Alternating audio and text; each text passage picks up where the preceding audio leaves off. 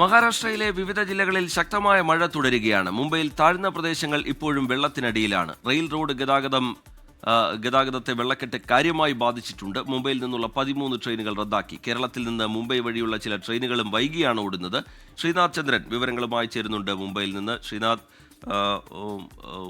കനത്ത മഴയിൽ വലിയ ദുരിതം നഗരത്തിൽ നേരിടേണ്ടി വരുന്നു. പ്രധാനപ്പെട്ട ഭാഗങ്ങളിലൊക്കെ വെള്ളക്കെട്ട് ഇപ്പോഴും നിലനിൽക്കുന്നുണ്ട് എന്ന് മനസ്സിലാക്കുന്നു. എന്താണ് പങ്കുവെക്കാൻ കഴിയുന്ന പുതിയ വിവരങ്ങൾ?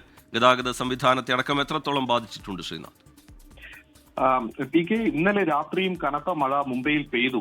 നമ്മൾ പ്രതീക്ഷിച്ചതിലും അധികം മഴ ഇന്നലെ രാത്രി പെയ്തു എന്നതാണ് അവസ്ഥ.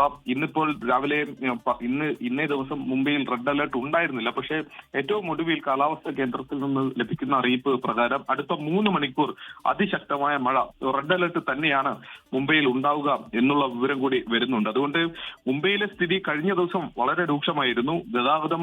റോഡ് ഗതാഗതത്തെ അത് കാര്യമായി ബാധിച്ചു. വാഹനങ്ങൾ വെള്ളക്കെട്ടിൽ കുടുങ്ങുന്ന കാഴ്ച നമ്മൾ കണ്ടതാണ്. മോണോ റെയിൽ അതിന്റെ സാങ്കേതിക തകരാറുണ്ടാവുകയും യാത്രക്കാർ ആകാശപാതയിൽ കുടുങ്ങുകയും അവരെ രക്ഷിക്കുകയും ചെയ്യുന്ന കാഴ്ചകൾ നമ്മൾ കണ്ടതാണ്. വിമാന സർവീസ് ആവട്ടെ, ഏതാണ്ട് 500ഓളം വിമാന സർവീസുകളാണ് വൈകി പുറപ്പെടുകയോ വരികയോ ചെയ്തത്. അങ്ങനെ പൊതുഗതാഗതത്തെ പൂർണ്ണമായി തന്നെ കാര്യമായി ഈ മഴക്കെടുതി ബാധിച്ചു എന്നതായിരുന്നു മുംബൈയിലെ അവസ്ഥ. കേരളത്തിൽ നിന്ന് അടക്കമുള്ള ട്രെയിനുകൾ, മുംബൈ വഴി കടന്നു പോകുന്ന ട്രെയിനുകളൊക്കെ തന്നെ വൈകി ഓടുന്ന സാഹചര്യമുണ്ട്. ഇന്നലെ രാത്രി നമ്മൾ അതുമായി ബന്ധപ്പെട്ട വിവരങ്ങൾ നൽകിയതാണ്. സമ്പർക്ക് ക്രാന്തി എക്സ്പ്രസ്, തിരുവനന്തപുരത്ത് നിന്ന് ചണ്ഡീഗഡിലേക്കുള്ള എക്സ്പ്രസ് ഏതാണ്ട് 7 മണിക്കൂറിലധികമാണ് വൈകി ഇന്നലെ യാത്ര ചെയ്തുകൊണ്ടിരുന്നത്.